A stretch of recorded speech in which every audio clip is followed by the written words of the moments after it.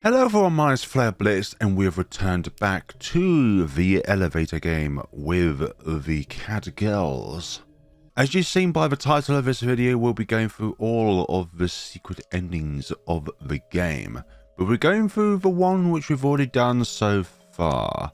So we're just going to call it quits. What we have to do is just select that door once enough pieces of dialogue goes through in order to actually get to a point where you can actually exit.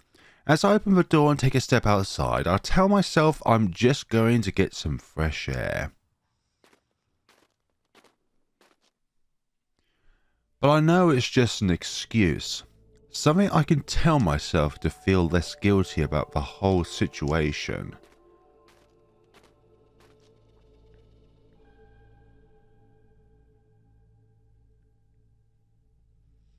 And as I stare back at that cursed building, getting a weird sense of deja vu, I'm forced to admit to myself, my mind was already made up the moment I set my foot on the cold snow again. I don't want to go back there anymore. I don't want to go back and look for Kirin, because I have an unreasonable conviction that something very bad is going to happen if I keep getting myself more and more involved in this game. I can't say exactly why I feel this way. I just feel a chill of terror run down my spine every time I even think about crossing into that elevator again. Every time I imagine pressing a button, watching the doors open, wondering what's going to be there. I'm sorry, Kirin. I'm sorry. I just can't. And so I turn around and I start to walk away.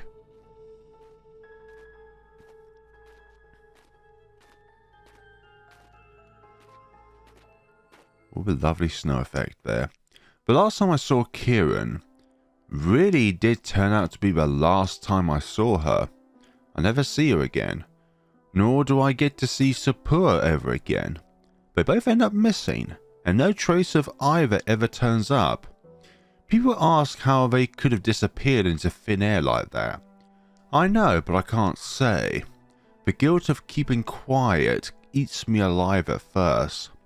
But it's something I grow accustomed to as time passes. Eventually I'll reach a point where I don't think about her when I wake up anymore. But sometimes I can't help but wonder whether I could have changed this outcome. If only I had been more brave. If only I had been more sure that getting Kirin back into my life was something I had truly wanted for myself. If I'd been convinced she was worth risking my life for. Maybe things were for the better like this? Possibly? We never know. We never know what's truly the best outcome, whether it's a positive or negative outcome. Because all of these outcomes in some ways, you get some kind of experience and value out of it, regardless if it is a good or bad fate at the end of the day. There's always something to be learned throughout life. Throughout our playthrough, we were severely close to getting to the second secret ending. All we need to do is investigate this hook. Oh, this hook! Maybe I could use it for a broom. That should work, right? I just need to get up there somehow. It's probably a bit rude to use the counter for this, but I have no other choice. As I go up there and get my prize. And there it is. Okay, got it. We have got the hook now to get some yarn. Do not let your feline instincts kick in.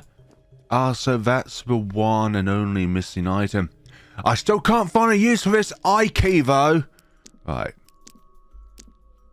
Here we go. Okay, I have a hook.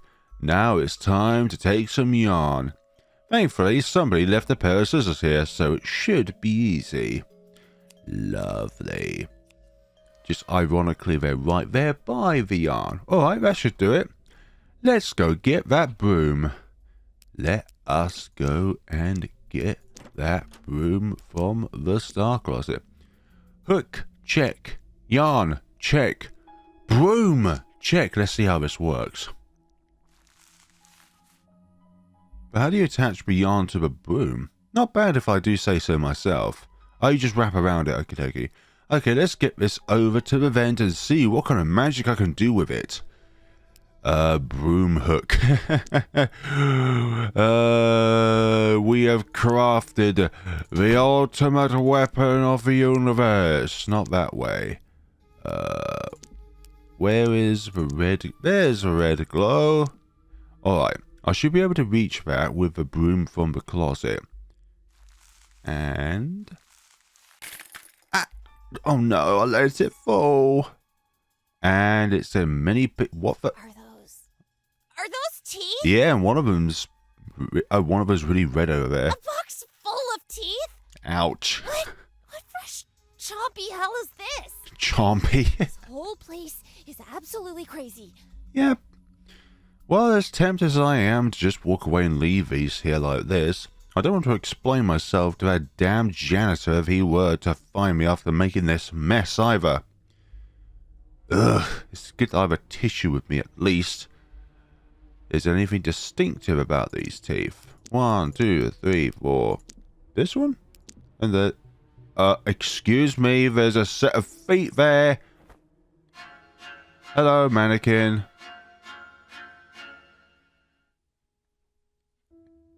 Yeah, there's a mannequin.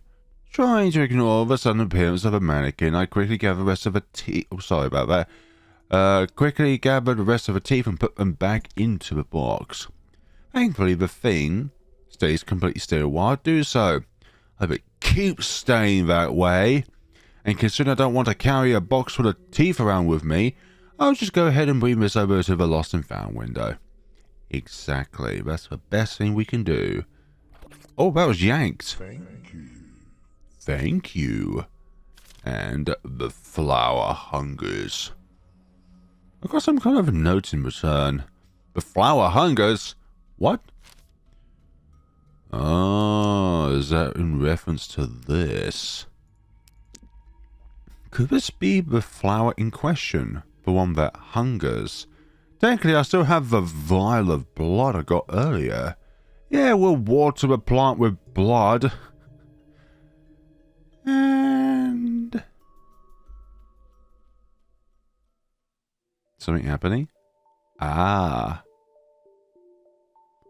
A lone cat girl with dark hair stands in the lobby of a building, a vial of blood in her hands. This is rather spoopy. She stares at the seemingly dead potted plants not far away from the entrance. The girl isn't sure why she feels the compulsion, but she decides to water it. It's not as though watering a dead plant could possibly be dangerous. However, yet to her surprise, there is an immediate response to her actions. A flower blooms on top of a plant's branches, mesmerizing in its beauty. What happens next plays out too fast for the girl to register it, let alone stop it. A part of the flower makes its way past her surprised lips, forcing her to swallow something small and smooth. It doesn't take long for the seed to make its presence known. She can feel something warm in her chest spreading and blooming, gently at first. Yet as seconds pass, the feeling becomes more and more overwhelming, starting to turn into an excruciating pain that throbs through every vein, forcing every nerve in her body to scream. A wretched cry escapes the girl's lips as an unpleasant pressure makes its way up to the side of her neck, all the way to her face. What? Her mind whirs as a flower tears right through her eyeball, blooming in all of its morbid glory. She screams and panics at first before a sense of calmness overtakes her as the pain subsides. It is in that moment the girl understands everything, as if the flower itself, now merged together with her very being, knows the truth nobody else was privy to, and is insulating that knowledge into her mind. What exactly is that, though? The sullen girl in grey, the one who started it all, Sapporo? The mysterious man in black, the one who got dragged into this mess by her. Yes, Raki and Kirin, the pretty girl in pink, who also took the bait. And now the girl herself. The four of them unknowingly became the catalysts that will perpetuate this cursed cycle. Whatever machinations they have become enmeshed in will soon lead to the downfall of this world. Of their world, as they know it. The goal is clear. She must dispose of them all before it is too late. But how will that become, though? Not a hint of doubt in her mind. The girl takes off on her quest. The shadowy man is a wanderer between the two worlds, and he is the first she stumbles upon. Unaware of the girl's intentions, he becomes easy prey. The man crumbles like a marionette whose strings have been cut as she lands the first blow, the impact almost killing him in a single strike. Ugh! It's surprisingly easy. What kind of inhuman strength has this plant given to Asahi? The girl realizes that the mysterious flower did not only share knowledge, it shared power. She is far more than she was before. The delicate rose also falls so easily to her new strength. It surprises the girl how easily these actions come to her. To break, to kill someone she once had feelings for, or perhaps even still does. But resolve and bloodlust coursing through her veins leave her no choice. She can only find comfort in the fact that it must all be the flower's fault. And then Sapporo. It is the girl reefed in twilight who is the hardest to track down. For she probably realizes the danger she is in. She's always been the smartest of the bunch. But the resolve that blooms within a girl is stronger. The girl. And her prey never truly stands a chance as she is tracked down with brutal efficiency. Also gone. With the other three dead, there is a sole missing piece of the puzzle left for her. Her own life. She feels the fury of the flower burning within her. It wants to live. It wants to fight for its survival. It has not lain dormant for so long to be extinguished now. Yet as much as its black tendrils have taken root in her body, her own resolve burns in a bright fire. Fire which all plants must succumb to. And even this flower seems powerless before her in the end. Her screams of pain are cut short in a broken cry as she ends her own life. And as blood spills from her lips, she smiles in peace. What the girl could not possibly have imagined, however, is the feeling of being forced back into an agonizing consciousness. She cannot tell how much time has passed. Everything hurts, but she can also feel her torn muscles knitting themselves back together, entwined with cursed tendrils as if the flower is healing her. And so the girl tries to kill herself again, and again, and again, and again. But no matter how hard she tries and tries and tries, the flower keeps forcing her broken body back to a semblance of life every single time. It is as if she's missing the central piece of a puzzle. Yet the girl has no way of knowing what this piece is.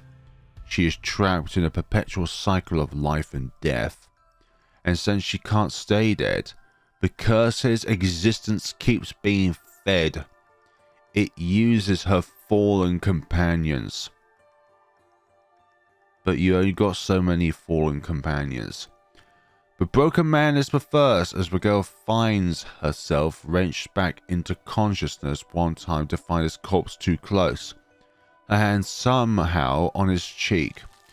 She recoils from the body in horror, only to feel a ripping sensation as tendrils that had grown between them are torn. And once the flowers have taken root, it does not relinquish its hold. His remains gradually become lost from sight as vines and leaves smother his form. The girl in grey is next. Eerie scraping, cracking sounds etch themselves into the flower's girl's terrified memory as something happens out of her sight. Something that she somehow knows is vines insidiously growing their way through bones, consuming each in turn. She hates the knowledge, but her thoughts will not let it escape. Plants are surprisingly powerful, and the girl she once loved, the delicate rose, is finally consumed by those nightmarish shots. Hands that were once so gentle become twisted and jagged, thorns splitting through the fingernails from beneath. The tongue that once spoke barbed words gives way to barbs of a more literal sense. A fallen sweetheart lips split in a silent scream, and yet somehow the growth never consumes those dead eyes. Simply peering back the eyelids to cast a withered gaze on the girl. All four of them. Guilt and fear being the girl the strength to find death's embrace again, though the cursed plant never allows her to decay like the others. It is only she who remains, living and dying in a cycle she cannot break. She is trapped, doomed to seek a way out of this existence, yet never being able to find it. What is it that the other world could want from her, now that she's set foot, taken root in it? Bloom of doom. Yep. Piece of advice: never feed blood to a dead plant. Otherwise, it will have a frenzy. Isn't that just majestic? The mannequin's still there. It's going to move the moment I blink. I just know. Okay, that's not what we're here for. We're here for this cat poster. Cool what? Is this supposed to be some kind of riddle? So I'm not sure how far into the game that you need to be or how many endings you need to have witnessed. But I've tried this, but it hasn't worked. So I'm not sure if this is going to work now. So we're going to be going to 2, then 3, then 4, then 5, then 6, then 7, then 8, then... Ooh, something new has happened. Huh? What just happened? It felt like the elevator jumped a bit, but now it's stopped, and the door isn't opening. What does that mean? Did something break? Did the elevator get stuck? Oh no, please don't tell me. Are we stuck for an eternity? I press a bunch of buttons, but none of them respond. The elevator, it does seem to be stuck. What am I supposed to do? Jump around, of course. The idea of jumping around in this cursed compartment gives me anxiety, but I suppose it's worth a try. I mean, what's the worst that could happen? Aside from me falling to my doom. I'll be doomed if I don't get out of here either.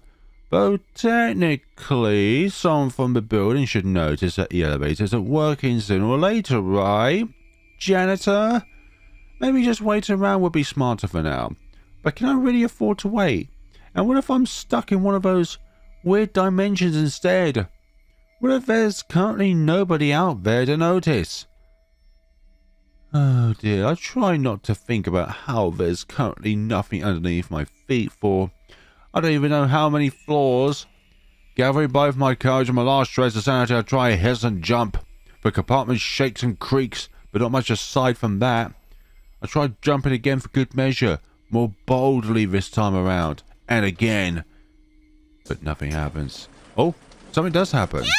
Oh, hi. Holy crap, that gave me a scare. Did the elevator just fall a couple of floors down? and then stop.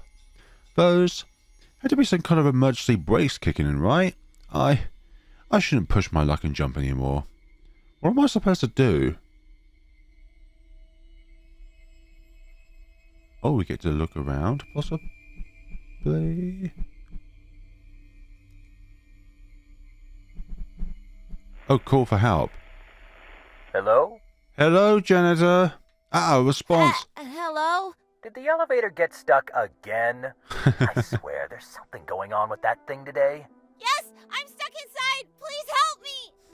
Now, there's no need to panic. We'll get this done and over with in a jiffy.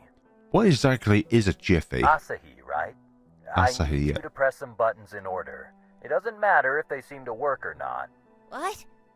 How did you know my name? Basement, ground, basement. Press them in order, please. We'll see each other soon. Basement, ground, basement. Okay. Your friend is waiting for you. It doesn't seem good. What do you mean by... Oh dear. Basement, ground, basement. Oh no, he's already disconnected. Don't do this to me. What did he say? Basement, ground, basement. Yeah, I was thinking that. 1, 0, well, minus 1, 0, minus 1.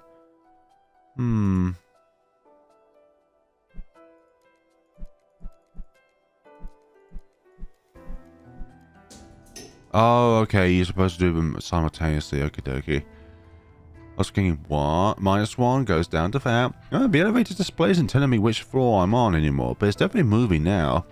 And I can tell it's descending. Wherever it's going, I can hope I can get out of here soon enough. But what floor is it? Well, this is definitely new, and there's an I. Can we finally use the I key? I'm free. Can we finally use the I key? And I have no idea where I ended up, but I'll take it over being stuck. Is this the basement? Well, wherever it is, it's quite nice. There's an eye on the door. Is the key I received from that shady guy the one to this door? I don't even need to use it, though, because it's already open. What? Oh, great, more promotion, blank space. Huh? Seems like the other stray kitten found her way. Thanks, janitor. Oh, the Kirin? oven? Oh, the other stray kitten. What the hell are you doing down here? Oh, What is all this? exactly. I got stuck in the elevator, just like you. Thanks. There was no reception, so I couldn't just call you either. Yep. That's when the kind Mr. Janitor came to my rescue. I don't think this is a rescue. Kirin, what are you even talking about? You've been gone for days. Yep. Days? You Yep. just love to exaggerate sometimes. No, you have literally been gone for days. I know it might have felt like forever, but it was only a couple of hours. Would you also like to get something warm to drink, kitten? You're the janitor of this building, right? Just what is the deal with you? What is the deal with me? Yeah. Don't be rude, Asahi. Mr. Janitor here has been really kind to me. I'm not sure what circus I just stumbled upon, but it seems like Kirin is fine and safe. It also seems like the janitor isn't too bad of a person after all. He lets us stay in the building until we warm up properly, and then he calls a cab for us so that we can make it home safe and sound. It seems like a happy ending to a crappy story. There's only one thing that nobody can really explain. After we come back to safety, there is no hint of Sapporo anywhere. Nobody claims to have seen her since the party, and nobody claims to have seen her from that point on ever again. One classmate even asked me who am I talking about, as though I just made her up, as if she vanished from existence. It's like if she never even existed in the first place. Was Sapporo even here to begin with? Exactly. Feeling lucky. Then what's the I key for? I thought I finally found a purpose for it. Why, game? We've got one secret ending left, and if it wasn't for a guide on Steam, I would have no way of being able to fathom out with the in-game hints that this would be the method in order to actually get it. So you have to start a new game. Now some of these early choices kind of do matter. I'm going to get a coca. Let time run out. I just remain frozen in place. I'm scared to look back. If there's anything out there, I don't want to see it. Boo! Oh, hi, Kirin. Ah! Oh, hi there. I knew you were a scaredy cat. Okay. Kirin? What the hell? Are you trying to give me a heart attack? A dramatic scaredy cat. Thanks, Kirin. This isn't funny. Exactly. On the contrary. Kirin decides to take a step towards me, a mischievous glint in her eyes. I take a step back on instinct. Before I know it, my back collides with a wall, making me feel trapped. I want to run to the side, but before I could seize my chance, there are hands on my shoulders, on my throat, and then my lips. My dramatic scaredy cat. There we go. Aww. Kirin leans into me, her lips pressing against mine. I wasn't sure what I expected, but somehow not this. Aww. What the hell is Kirin trying to do? What the hell is she thinking? But why in this place after all? If she's thinking this is an excellent way to make me think about nothing but her, well, she's right. Never mind that we're in some dark, creepy corridor of a building in the middle of who knows where. What if someone walks in on us, like the janitor? Before the kiss manages to get anywhere proper or improper, Kirin suddenly pulls away, leaving me to stare at her in a mix of disbelief and confusion. Much confusion. You're cute when you're scared. Thanks. My exasperation knows no bounds. Why do you have to be so serious all the time? You're such a sin kitten, Asahi. I don't know what you're talking about, okay? Admit that you like that. I can see that blush on your face, even in the dark. Yeah, I'm pretty sure that's impossible. Did you drag me all the way here just to make out with me? In the creepiest setting you could think of? I'm pretty sure there are some ghosts watching us right now. I hope they're enjoying the show then. Ugh. You taste like something sweet. Something different than usual. Yeah, it's coca. Oh, you probably mean the cocoa I had earlier. Ah, so it's Coco. There is a vending machine outside. It has hot drinks available. Would you like one, actually? I was planning to get you a can once you got back. I still have some change left. Asahi, a girl after my heart.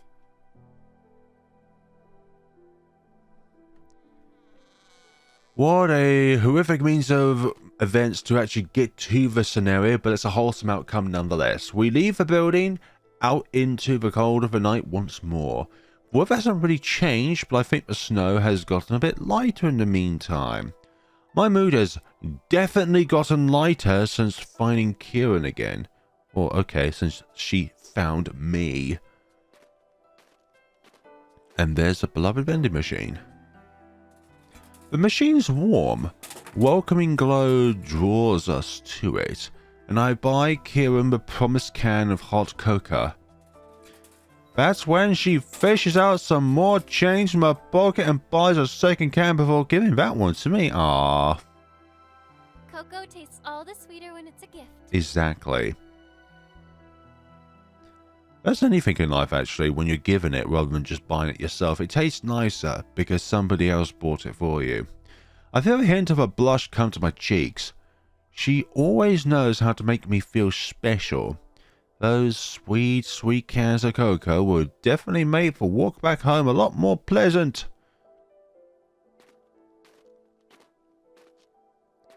And as we walk away from the cursed building, was it even cursed to begin with, actually? In this scenario,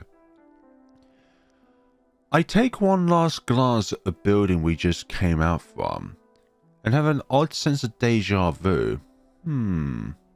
This was definitely one of Kirin's weirdest, strangest, oddest ideas. One I can't really regret partaking in, despite its ups and downs though. Spending time with Kirin always makes me happy. And even though this was pretty extraordinary way, a pretty extraordinary way to spend it, somehow that seems right. She's extraordinary, and I wouldn't want her any other way. Sometimes the most difficult secret ending is one which is always at the very beginning of a scenario. Plus, Sapura owes us $50 tomorrow. Shadow of Destiny, Sowa, House of Deju, Chocolatey Comfort. Okay, so I've got 3 achievements at the same time. What are those 3 achievements of this tale? We have not unlocked the whole CG gallery. What the hell is going on here? I've done everything in the game. What's going on here? Or maybe it has to do with that we could have coca rather than... Sorry, coffee rather than coca. But, okay. I just have to look through them all. Thank you for playing. That's what it is. Okay, and the demo version of this project was made for a Winter Visual Novel Jam of 2020. Thank you for supporting the full release. Does that say no future, no hope? Dear. Oh, no, not us. Not us, we have a future and everything. I like how Secret Ending 2 is the one that has the last of these. Maybe, yeah, because when it comes to the actual endings, that is Secret Ending 2, Secret Ending 3, Secret Ending 4, Coco Ending. I don't know why, but I feel like there could be some kind of weird variation if you had coffee rather than coca. Or maybe the events would not transpire by in the first place because the smell of coca would not bring in Kirin in the first place. So there we have it, folks. That is everything to explore in the elevator game with Catgirls. And I even got 2 achievements that would be very hard to get otherwise. And the most hardest one, because once you go through the game and not actually interact with it, it basically becomes inaccessible from that point onwards, which is the Japanese room with the TV in it, where you try and flick for it and eventually it will have a particular background to it which would trigger the achievement. And I think it was called Caught on TV, possibly, or Found Ya. We still have not used the I key. Oh, for goodness sakes, that is going to be the only mystery that's going to be left on my mind. Why the hell have we not been able to use the I key at all? Like, we go into here and in our inventory... Oh, no, not our bag. Get out of the bag! The phone. We somehow have used the I key. Okay, perhaps it was used in a basement. It's like, no, we don't need to use it, so therefore we're just going to discard it. But we still used it somehow. But how do we use it? That's what I want to know. How do we use the I key? But nonetheless, I thoroughly enjoyed this adventure. I enjoyed both the point and click aspects of it. I think there's just something genuinely interesting and fascinating when going through an adventure and you have to discover the adventure yourself. It's not like it's not just a load of words, which visual novels are its best strength, actually. Like, visual novels in their own ways has their own kind of gameplay to it, but that gameplay is interpreted through a bunch of words rather than a bunch of button mashing, which I feel like it's a lot of unfair critique when it comes to visual novels. And that the fact is, people get bored of visual novels because they have to read words and not interact with the game. I would say you are still interacting with the game, it's just on a text-based level rather than a button mashing level. But I'm going off track here. I really enjoyed the elevator game with Catgirls.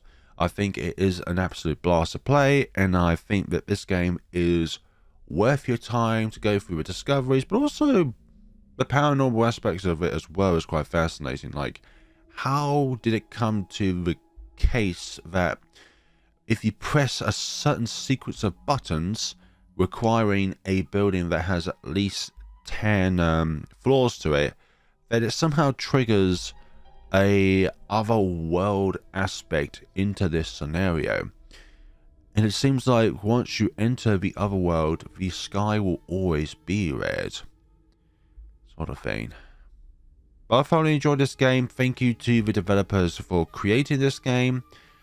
And if there's anything else that you yourself have managed to discover on your journey, actually I think cabbage is also another really hard achievement to get, because when you're down in that like maze area with the lights off, you have to go through a set of sequences like which direction you need to walk through, and there could be a possibility where you won't be able to find that cabbage. So that's the thing. Thank you so much for watching, and see you all in the next and final video where I'll be making a spoiler-free guide on how to get all the endings, secret endings, and Easter eggs within the game. But not achievements though. Some of those you're going to have to find out for yourself, but I've already covered them throughout this playthrough anyway, so it's just a matter of finding them. Thank you so much for watching, and take care of yourselves.